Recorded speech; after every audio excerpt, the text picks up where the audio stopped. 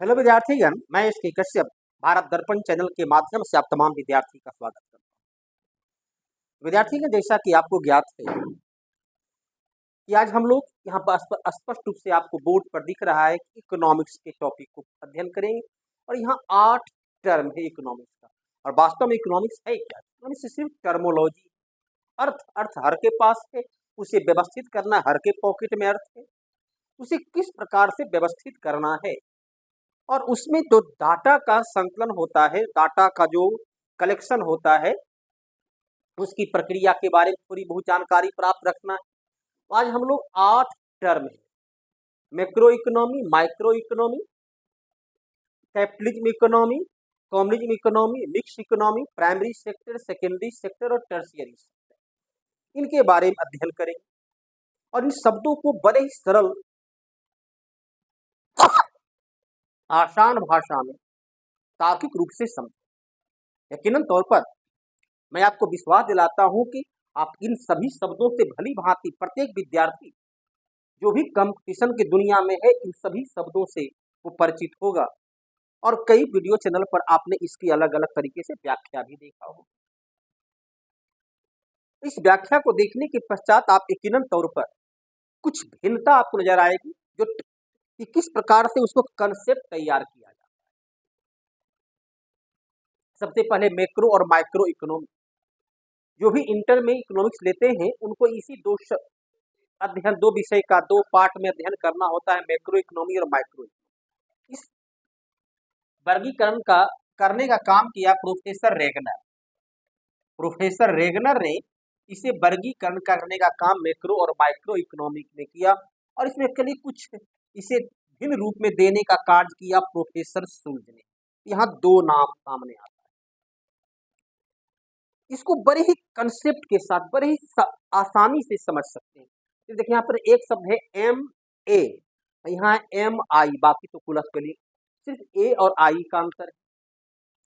A economics, अच्छा, जिसका जन्म पहले होता है बड़ा होता है, ABCD जो अल्फाबेटिकल, देखिए A पहले आया है, I बाद में आया है, अर्थात ये बड़ा है ये छोटा है। पहला तो इस A और I को देख करके पता चला लेंगे ये बड़े के बारे में बतला रहा है, ये छोटा के बारे में बतला रहा है। मान लो 2 भाई है तो ये बड़ा भाई है, ये छोटा भाई। इसे बोलते हैं इकोनॉमिक्स को, इसे हिंदी में व्यष्टि, सॉरी, इसे हिंदी में बोलते हैं समष्टि अर्थशास्त्र और इसे बोलते हैं व्यष्टि अर्थशास्त्र। सम बराबर, समष्टि समूचे, समष्टि मतलब सम, सब को बराबर। समष्टि अर्थशास्त्र के लिए बस सिंपल सा ध्यान देना है कि जब अर्थशास्त्र में क्वेश्चन आपको दे किसी भी क्षेत्र का, रोजगार के बारे में, कृषि के बारे में या किसी अन्य बारे में, ध्यान देना है जहां सभी, प्रत्येक, हर एक, कोई आदि ऐसे शब्द हो, जहां शब्द में जो है प्रत्येक शब्द हो लिखा हुआ, हर एक, कोई, सभी, इन शब्दों का प्रयोग अधिक किया गया है या भावार्थ में ये शब्द निकलता है तो स्पष्ट है कि वो मैक्रो इकोनॉमी, समष्टि अर्थशास्त्र है। यदि समाज का प्रत्येक वर्ग, प्रत्येक इकाई, प्रत्येक औद्योगिक क्षेत्र के बारे में गणना करना है, अब रोजगार का क्षेत्र, बेरोजगार का, यदि हम बेरोजगारी का अध्ययन करते हैं, चाहे वो कृषि बेरोजगार हो, इंडस्ट्रियल बेरोजगार हो या शिक्षित बेरोजगार, बेरोजगारी का कोई भी प्रकार हो, यदि हम बेरोजगारी का आकलन करते हैं देश में कितने बेरोजगार हैं, तो वो माइक्रो इकोनॉमी।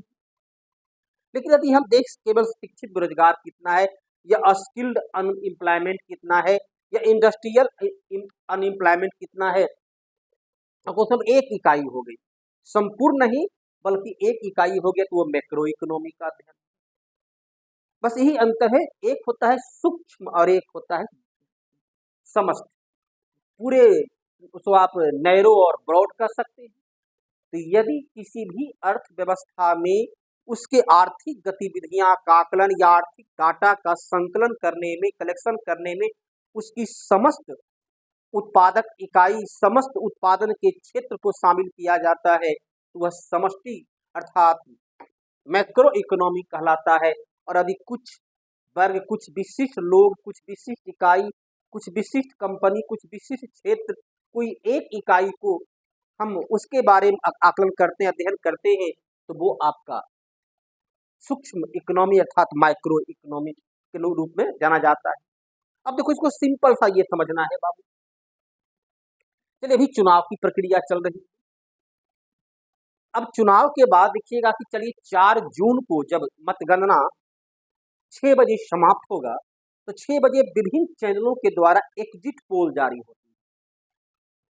अब उस एग्जिट पोल के आधार पर अर्थात देश के लगभग 1 अरब मतदाता में से मुश्किल से 10-20 हजार, 50 हजार या 1 लाख मतदाता की राय के आधार पर वो पूरे देश के चुनाव के परिणाम के बारे में बतलाते हैं, किस राज्य में किस पार्टी को कितना सीट मिलती है। और कई बार वो सफल भी होता है, लगभग वो रिपोर्ट सही आती है, कई बार गलत भी होती है। उस तो वो जो मतगणना के आधार पर, वो गिनती के आधार पर, वो एक अनुमान के आधार पर जो आंकड़ा जारी किया जाएगा 4 जून को, सॉरी 4 जून नहीं, 1 जून को, 1 जून, सॉरी 1 जून को चुनाव 6 बजे समाप्त होगा और 1 बजे जो है हर एक टीवी चैनल वाले, विभिन्न या टीवी चैनल वाले एग्जिट पोल जारी करेंगे, कई यूट्यूबर एग्जिट पोल जारी करेंगे। तो वो एग्जिट पोल के आधार पर बतलाते हैं किस पार्टी को कितनी सीट मिलने की संभावना है। तो वो जो अच्छा, कुछ लोगों के आधार पर पूरे देश के वह वोटिंग की प्रणाली को, वोट के किसको कहाँ कितना वोट मिला, उसके आधार पर वो निष्कर्ष निकाल देते हैं। तो वो कहलाता है माइक्रो इकोनॉमी। और जब 4 जून को चुनाव आयोग के द्वारा प्रत्येक बूथ के दिए गए वोट की गिनती करके परिणाम जारी करेगा, तो वो होगा मैक्रो इकोनॉमी। बस यही अंतर। सूक्ष्म कुछ लोगों के आधार पर वो निष्कर्ष निकाला किस पार्टी को कितना सीट और कितना परसेंट वोट आएगा, और सभी के आधार, सभी की अलग अलग गणना करके निकाला गया। बस यही है मैक्रो और माइक्रो का अंतर। यदि देखिए, लौह इस्पात उद्योग में काम करने वाले लोगों का जीवन स्तर के बारे में ये जानकारी दें, तो चूंकि केवल और केवल एक लौह इस्पात दिया गया, एक शब्द आया, तो यदि किसी भी शब्द में एक, कुछ, इन शब्दों का प्रयोग किया जाता हो, तो वह मैक्रो इकोनॉमी। बस यही अंतर। अब इसको परिभाषित रूप में देखिए। यदि समाज के सभी वर्ग, सभी क्षेत्र, सभी अर्थव्यवस्था के सभी इकाई का अध्ययन करके उसके विकास या उसके विकास के क्षेत्र के परिणाम को यदि हम अध्ययन करते हैं, तो वो कहलाता है मैक्रो इकोनॉमी। समष्टि अर्थशास्त्र। यदि कुछ विशिष्ट कंपनी, विशिष्ट लोग, विशिष्ट इकाई, विशिष्ट उद्योगों के बारे में अध्ययन करते हैं, वह कहलाता है माइक्रो। यही है अंतर मैक्रो और माइक्रो, समष्टि और व्यष्टि का। मैं समझता हूं कि अब आप इसके अंतर को पूरी तरह स्पष्ट रूप से समझ चुके होंगे कि मैक्रो और माइक्रो में अंतर क्या है। माइक्रो फाइनेंस तो आप बराबर सुनते होंगे। देखिए, माइक्रो फाइनेंस क्या होता है? गांव में आपका चलती आजीविका योजना, सूक्ष्म वित्त या चलिए सरकार के द्वारा मुद्रा योजना। बांग्लादेश के मोहम्मद यूनिस को इसी माइक्रो फाइनेंस के लिए उन्हें शांति का नोबेल पुरस्कार प्राप्त हो चुका है।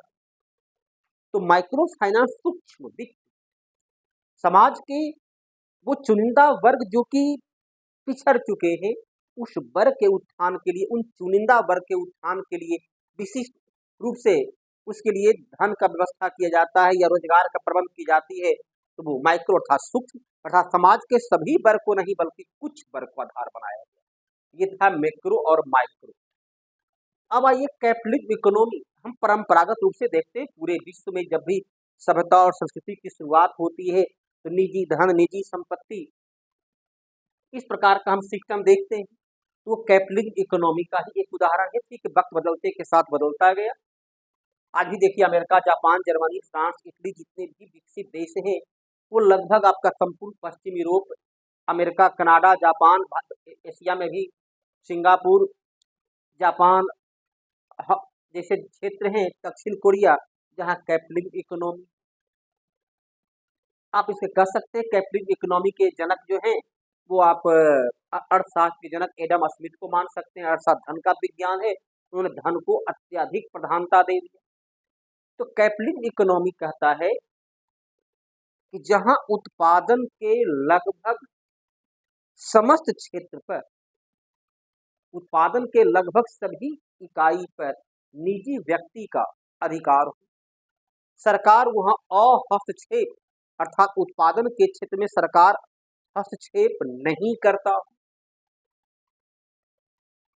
उत्पादन के प्रत्येक क्षेत्र में निजी स्वामित्व हो, प्राइवेट सेक्टर की प्रधानता हो, वहां की गवर्नमेंट केवल लॉ इन ऑर्डर एवं टैक्सेशन प्रणाली को ही नियंत्रण करने का काम करता हो। तो जिस देश में सरकार उत्पादन के क्षेत्र में जैसे अब कृषि क्षेत्र, भारत सरकार तो हम लोग को कृषक को कार्य में हस्तक्षेप नहीं करती है। अब किसान धान उत्पादन करना चाहे या मक्का उत्पादन करना चाहे या किसी अन्य प्रकार का रबी खरीफ उत्पादन सरसों करना चाहे या गेहूं करना चाहे या दलहन करना चाहे, वो उस व्यक्ति पर निर्भर करता है। सरकार का उसमें कोई हस्तक्षेप नहीं होता है कि आप इस फसल का ही उत्पादन करें। तो जहां उत्पादन के क्षेत्र में हस्तक्षेप की नीति हो और जब उत्पादन करते हैं तो कहीं न कहीं लाभ का उद्देश्य होता है, तो वहां उद्देश्य क्या है? अधिकतम लाभ कमाना। और जब लाभ कमाएंगे तो कहीं न कहीं शोषण और शोषित का वर्ग का उदय होगा, अर्थात वर्ग संघर्ष की संभावना बनी रहेगी। लाभ कमाने के लिए विभिन्न कंपनियां, किसानों के बीच तो चलिए उसके पास इनकम का स्रोत सीमित है, भू राजस्व सीमित है, लेकिन जहां बड़ी बड़ी कंपनियां, औद्योगिक कंपनियां, इंडस्ट्री जो कंपनियां काम करती हैं, अरबपति होते हैं, तो वो अपनी लाभ को वृद्धि करने के लिए करीब प्रतिस्पर्धा करेंगे, अर्थात वहां पूंजी और टेक्नोलॉजी की प्रधानता होगी। अब समझिए क्या है, तो जिस अर्थव्यवस्था में उत्पादन के लगभग सभी साधनों पर निजी प्राइवेट सेक्टर का आधिपत्य हो, उत्पादन लाभ को ध्यान में रखकर किया जाता हो, जहां वर्ग संघर्ष की संभावना बनी रहती हो, सरकार की हस्तक्षेप की नीति हो, जहां पूंजी और टेक्नोलॉजी को प्राथमिकता दिया जाता हो, उसे पूंजीवादी अर्थव्यवस्था कहते हैं। कम्युनिज्म इकोनॉमी साम्यवादी अर्थव्यवस्था। आज के दौर में देखें यदि अर्थव्यवस्था साम्यवादी पॉलिटिकल व्यवस्था में है, लेकिन आज के दौर में कम्युनिज्म इकोनॉमी पूरे विश्व में अब कहीं नहीं। इसकी शुरुआत होती है 1917 से और कह सकते हैं 1991 तक ही ये अर्थव्यवस्था विश्व को और पूरे विश्व को काफी प्रभावित किया। इसके जन्मदाता हुए कार्ल मार्क्स, और विश्व में कह सकते हैं कार्ल मार्क्स ने धार्मिक व्यक्ति को छोड़ दिया जाए, गौतम बुद्ध, महावीर और ईसा मसीह जैसे व्यक्ति को छोड़ दिया जाए, मोहम्मद साहब को, तो पूरे विश्व को सबसे अधिक किसी एक व्यक्ति ने प्रभावित किया, तो वो था जर्मनी का विद्वान कार्ल मार्क्स, वो था दास कैपिटल का लेखक कार्ल मार्क्स, वो था साम्यवाद का जनक कार्ल मार्क्स। पूरे विश्व को 1949 से 1951 तक जो दो ध्रुवीय चली, जवाहरलाल नेहरू बाद में एक तीसरा ध्रुव गुटनिरपेक्ष नीति बनाने का प्रयास किए, तो मान लो 3, तो 1/3 पूरे विश्व का 1/3 देश साम्यवाद के विचार से, एक व्यक्ति के विचार से प्रभावित था और उनके विचार को अपने देश में लागू करने का प्रयास कर रहा। 1949 से 1991 तक विश्व को 3 धारा बटा, तो उसमें एक धारा का नेतृत्व साम्यवादी कर रहे थे। साम्यवाद के जनक हुए कार्ल मार्क्स, जो कहते हैं कि प्रकृति में केवल या समाज में केवल 2 वर्ग होता है, प्रकृति 2 वर्ग बनाया, एक स्त्री और एक पुरुष, और समाज में 2 वर्ग, एक शोषक और दूसरा शोषित। जहां 90% शोषित है और 10% शोषक है। 10% कहता है उसके पास मैजिक नॉलेज है और उस मैजिक नॉलेज के बल पर 90% की मेहनत का लाभ वो 10% लोग उठा लेते हैं, तो उसे कहते हैं कम्युनिज्म इकोनॉमी। में कम्युनिज्म इकोनॉमी में क्या होता है, तो ये कार्ल मार्क्स कहता है कि चूंकि मेहनत 90% लोग करते हैं, श्रम 90% का होता है, इसलिए सत्ता की भागीदारी, आर्थिक भागीदारी ये 90% के हाथ में होना चाहिए। जो मेहनत करता है, जो मेहनतकश है, वो अभाव की जिंदगी में गुजारता है। वस्त्र उद्योग में काम करने वाले कर्मचारी को वस्त्र पहनने को नहीं मिलता है। कृषि क्षेत्र में काम करने वाले श्रमिक को भोजन की समस्या का सामना करना पड़ता है। बड़े बड़े महलों को बनाने वाले खुद खुले आसमान में सोने के विवश होते हैं। तो श्रमिक वर्ग को सम्मान मिलना चाहिए, श्रमिक वर्ग को उत्पादन में हिस्सेदारी मिलनी चाहिए। अर्थात जहां निजी धन संपत्ति नहीं होती है कि भूमि, कार्ल मार्क्स कहता है भूमि से तात्पर्य केवल जमीन का टुकड़ा नहीं बल्कि प्रकृति के द्वारा दिया गया निःशुल्क, चाहे वो हवा हो या खनिज संपदा हो, सभी भूमि के दायरे में आता है। जल संपदा हो वो भूमि के दायरे में आता है। तो प्रकृति ने जो निःशुल्क हमें दिया है उस पर किसी व्यक्ति का अधिकार नहीं होनी चाहिए। उस पर अधिकार केवल और केवल सरकार का हो, संस्था का हो, जो समाज के सभी वर्ग को समान रूप से उसकी योग्यता के आधार पर, उसकी कार्य क्षमता के आधार पर उसे उसमें उसके उत्पादन में हिस्सा दे। तो ये हुआ साम्यवाद का मूल सिद्धांत। साम्यवाद को सर्वप्रथम 1917 बोल्शेविक क्रांति रूस में और 1949 लाल क्रांति के द्वारा चीन में लागू किया गया। उसके बाद पोलैंड, यूगोस्लाविया, चेकोस्लोवाकिया जैसे विश्व के कई देशों में साम्यवाद का प्रसार हुआ। लेकिन 1991 में रूस के विघटन के साथ ही और चीन में साम्यवादी इकोनॉमिक तो खत्म कर दी गई रूस की विघटन के बाद, लेकिन पॉलिटिकल सिस्टम में वो आज भी वहां बना हुआ। साम्यवाद में वह स्पष्ट रूप से उसका है कि सत्ता 90% के लोगों के हाथ में होनी चाहिए और 90% को सत्ता में भागीदारी समानता के आधार पर एक सिस्टम के तहत दी जानी चाहिए जहां व्यक्तिगत स्वतंत्रता नहीं होनी चाहिए, संपत्ति पर निजी अधिकार नहीं होनी चाहिए। सभी उत्पादन का जो क्षेत्र जो प्रकृति ने हमें दिया है उस पर पब्लिक सेक्टर का अधिकार होना चाहिए और सरकार उसका उचित रूप से वितरण उसकी योग्यता के आधार पर करे। अब जब उचित रूप से वितरण होगा, ना कोई अमीर और गरीबी का वहां फासला नहीं होगा, तो वर्ग संघर्ष नहीं होगा। अर्थात साम्यवादी व्यवस्था क्या है?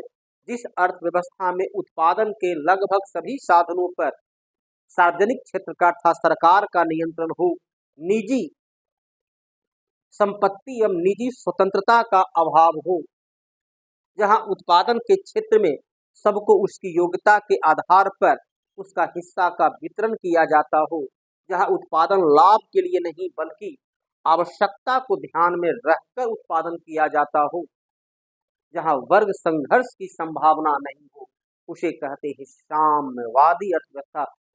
साम्यवादी अर्थव्यवस्था का घोषणा पत्र अर्थात मैनिफेस्टो प्रोफेसर कार्ल मार्क्स और प्रोफेसर एंजिल के द्वारा तैयार किया गया।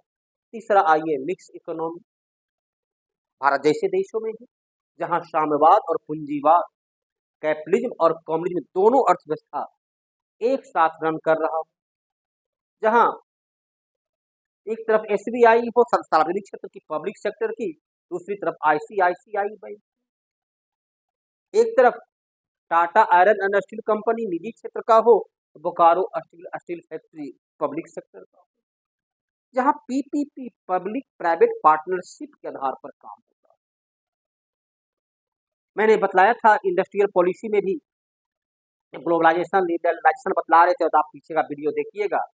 उसे बतलाए थे कि उद्योगों को 3 भागों बांटा गया 1956-1980 की औद्योगिक नीति में, जिसमें पब्लिक सेक्टर, प्राइवेट सेक्टर और संयुक्त सेक्टर के रूप में। यही होती है मिक्स इकोनॉमी, जहां निजी और सार्वजनिक दोनों मिलकर काम करते हैं। अर्थव्यवस्था का पूरे विश्व के किसी भी देश में जाएंगे, इसी अर्थव्यवस्था में से किसी, अब तो खैर 2 ही है वर्तमान में, इसी 2 अर्थव्यवस्था में कोई एक अर्थव्यवस्था। ऐसे भी जो कम्युनिज्म है वो समानता की बात करती है। समानता एक सीमा तक की थी, समानता एक सीमा के बाद जो है विकास को पूरी तरह अवरुद्ध कर देता है। भारत की जो नौकरशाही व्यवस्था, भारत में जो पब्लिक सेक्टर का अवनति हुई, उसका कारण ही था समानता। समानता एक समय के बाद किसी देश के लिए हानिकारक हो जाता है। अब चलिए शिक्षक बहाल हुए, बड़ी ईमानदारी से मेहनत से पढ़ाना शुरू करते हैं, लेकिन देखते हैं कि बगल का जो उनका पड़ोसी शिक्षक है, उनके सहकर्मी है, वो स्कूल में आए विद्यार्थी को मन से नहीं भी पढ़ाए तो भी वेतन बराबर है, खूब मेहनत कर रहे हैं विद्यार्थी पर, लेकिन उनको भी उतना ही वेतन जो मेहनत नहीं करते, जिसके पास योग्यता सही भी नहीं है, सिर्फ बहाल अपनी हो गए हैं, उनको भी उतना ही वेतन। एक डीएम ईमानदारी से काम करता है, खूब मेहनत करता है, जिला में एकदम व्यवस्था सिस्टम को तैयार करता है, उसको भी इतना ही वेतन। लेजी है, रिश्वतखोरी पर जिंदगी गुजार रहा है, उसको भी उतना ही वेतन। तो एक समानता वेतन का है, उसे काम करने की प्रकृति, उसकी कार्य करने की दक्षता और क्षमता को प्रभावित कर देता है। तो समानता एक सीमा के बाद नुकसानदायक हो जाता है। वह कम्युनिज्म इकोनॉमी में समानता काल मार्क्स समानता की बात करता था, अब वो समानता जो है एक सीमा के बाद नुकसानदायक हो जाता है। अब ये उत्पादन के क्षेत्र को जितना भी हम प्रोडक्शन करते हैं, ये तो कहता है इकोनॉमिक्स की मनुष्य किसी वस्तु का उत्पादन नहीं कर सकता है, उसमें केवल उपयोगिता का सृजन कर देना ही उत्पादन। उत्पादन क्या है? तो किसी वस्तु में उपयोगिता का निर्माण कर देना ही उत्पादन। मिट्टी है, हर जगह उपलब्ध है, मिट्टी से ईंट बना दिए, देखो उसमें अलग प्रकार की उपयोगिता का सृजन कर दिए, तो ही उत्पादन कहलाए। लौ अयस्क उपलब्ध है, लौ अयस्क को प्राप्त करके हम उसे लोहे के विभिन्न सामग्री के रूप में बदल दिए, उसमें उपयोगिता अयस्क में उपयोगिता सिद्ध कर दिए, वो वही उत्पादन हुआ। तो मनुष्य किसी वस्तु का उत्पादन नहीं कर सकता है, केवल उसमें उपयोगिता का सृजन करता है, उसे इकोनॉमिक्स में उत्पादन कहते हैं। उस उत्पादन को 3 भागों में बांटा गया है, प्राइमरी सेक्टर, सेकेंडरी सेक्टर और टर्शियरी सेक्टर, प्राथमिक, द्वितीयक और तृतीयक। एकदम सिंपल भाषा में समझना है कि प्राथमिक क्षेत्र जिसे हम सीधे प्रकृति से, सीधे नेचर से प्राप्त करते हैं, जिसमें मानवीय गतिविधियां नहीं। आप गाय से दूध प्राप्त करते हो, प्रकृति नेचर की देन है। मिट्टी पर आप धान, गेहूं, रबी खरीफ फसल को प्राप्त करते, उत्पादन करते हैं, वो प्रकृति से वो उत्पादन की क्षमता बढ़ती है। एक धान से 27 धान हो जाता है, तो प्रकृति की देन है, जिसे हम सीधे नेचर से दोहन करते हैं, सीधे नेचर से हम प्राप्त करते हैं, उसे कहते हैं प्राथमिक क्षेत्र। कृषि प्राथमिक क्षेत्र में, पशुपालन, चाहे भेड़ पालन हो, बकरी पालन हो, आज माइक्रो फाइनेंस से भेड़ और बकरी का पालन बड़े पैमाने पर किया जाने लगा है और वो लोगों की आजीविका का एक स्रोत बनता जा रहा है। या मुर्गी पालन हो, मधुमक्खी पालन हो, मछली पालन हो, ये सभी जो है प्रकृति ने हमें खनिज संपदा दिया, तो खनन करके हम माइन से कोयला निकालते हैं, अबरक निकालते हैं, मैग्नीज निकालते हैं, यूरेनियम निकालते हैं, थोरियम निकालते हैं, ये सभी जो है वो प्राथमिक क्षेत्र में आता है। भूमि से जुड़ा हुआ से जो भी तमाम कार्य होते हैं, प्रकृति से वानिकी, पेड़ पौधे, प्लांटेशन, ये जितने भी होते हैं वही हुआ प्राथमिक क्षेत्र। प्राथमिक क्षेत्र में क्या आया? कृषि, वानिकी, मछली पालन, पशुपालन, खनन, ये जो है सो आता है प्राथमिक क्षेत्र में। द्वितीयक क्षेत्र में उस प्राथमिक क्षेत्र में जो उपयोगिता का सृजन करते हैं, जिसे हम उत्पादन करते हैं। अब कपास उत्पादन हुआ प्रकृति से, और कपास से हमने कपड़ा बदल दिया। कोयला प्रकृति से प्राप्त किए, उससे ऊर्जा में बदल दिए। पानी प्रकृति से प्राप्त किए, उसे ऊर्जा में बदल दिए। तो ये हो गया द्वितीयक क्षेत्र। तो द्वितीयक क्षेत्र में आता है उद्योग और विनिर्माण, मैन्युफैक्चरिंग, ये द्वितीयक क्षेत्र के अंतर्गत आते हैं। अब मिट्टी से बना दिए, ईंट से बना दिए बड़े बड़े अपार्टमेंट, महल। लोहा उद्योग में लोहा बनाया गया, लोहा से फिर हमने साइकिल बदल दिया। मोबाइल का अलग अलग पार्ट पुर्जा उत्पादन हुआ, उसको हमने असेंबल करके मोबाइल के रूप में दे दिया। तो ऊनी वस्त्र उद्योग, सिले सिलाई, रेडीमेड गारमेंट, वस्त्र का बना चेती टाटा कंपनी बनाया, और पटना और अन्य जगहों पर उस पर एक उसका बॉडी बना दिया गया, तो हुआ विनिर्माण। माचिस, फास्फोरस कहीं अन्न बना, तिल्ली लकड़ी प्रकृति की देन है, उसमें तिल्ली में उसको बना दिए, तो हो गया मैन्युफैक्चरिंग। रेडीमेड गारमेंट्स, भवन निर्माण या अपार्टमेंट, जो भी उसको कर, माचिस, ये सब इलेक्ट्रॉनिक उत्पाद, साइकिल उद्योग, ऊनी वस्त्र उद्योग, ये सब विनिर्माण में आए।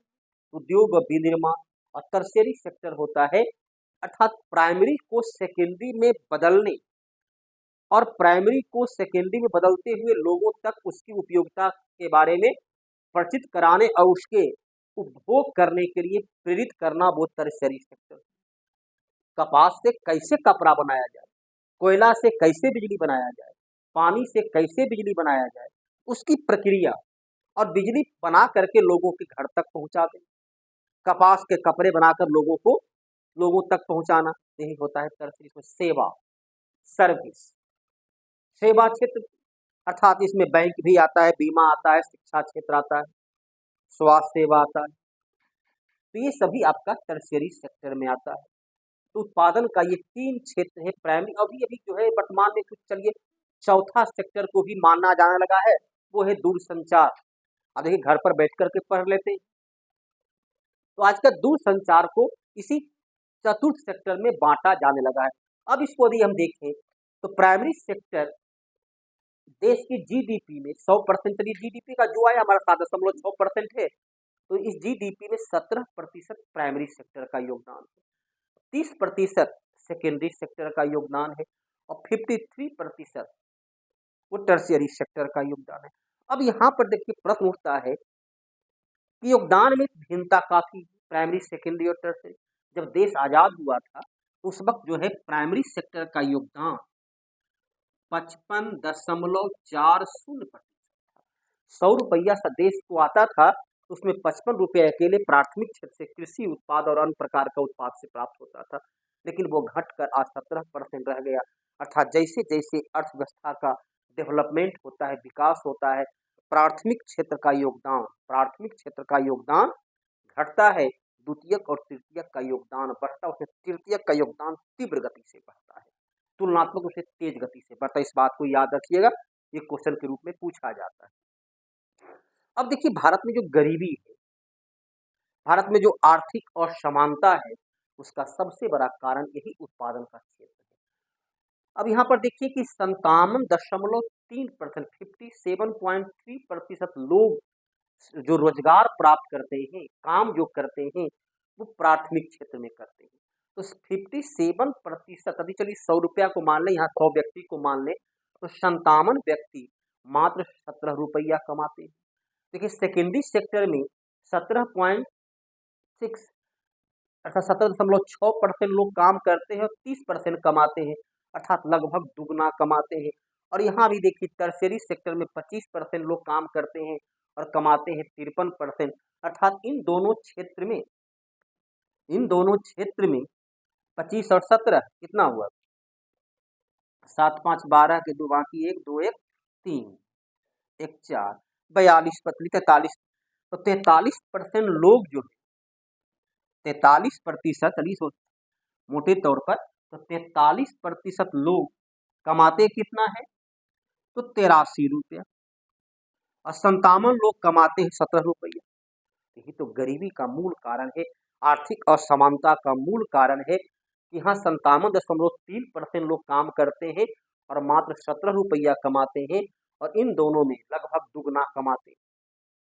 तो यही भारत की, जब तक हम प्राइमरी सेक्टर के क्षेत्र के काम करने वाले लोगों को किसी अन्य सेक्टर में ट्रांसफर नहीं करेंगे और प्राइमरी सेक्टर की आय अर्जन की क्षमता में वृद्धि नहीं करेंगे, तब तक आय और संपत्ति का असमान वितरण, जो संविधान का अनुच्छेद 39 कहता है कि राज्य धन और संपत्ति के असमान वितरण को कम करने का कार्य करे, राज्य जो है धन के संकेंद्रण को कुछ लोगों तक सीमित होने से रोकने का काम करे, वो तब तक पूरा नहीं हो सकता जब तक कि प्राइमरी सेक्टर में काम करने वाले लोगों की संख्या में कमी और उनकी उत्पादन क्षमता में वृद्धि नहीं होगी, तब तक ये कभी भी संभव नहीं है। तो इस प्रकार से आज हम लोगों ने इन 8 शब्द को पढ़ा। मैं उम्मीद करता हूँ कि आपको ये 8 शब्द से जुड़ा हुआ जो भी कुछ कन्फ्यूजन, कुछ डाउट, कुछ समस्या होगी, वो आज इस लेक्चर के बाद पूरी तरह समाप्त हो चुका होगा। इसमें किसी प्रकार का कन्फ्यूजन, किसी प्रकार का डाउट नहीं रहा होगा। तो विद्यार्थीगण, यदि पढ़ाई बेहतर लगती है तो लाइक ना करना तो एकदम ना भूलें, लाइक तो करें ही करें, शेयर करें, सब्सक्राइब करें, और कमेंट भी नहीं करते हैं आप लोग।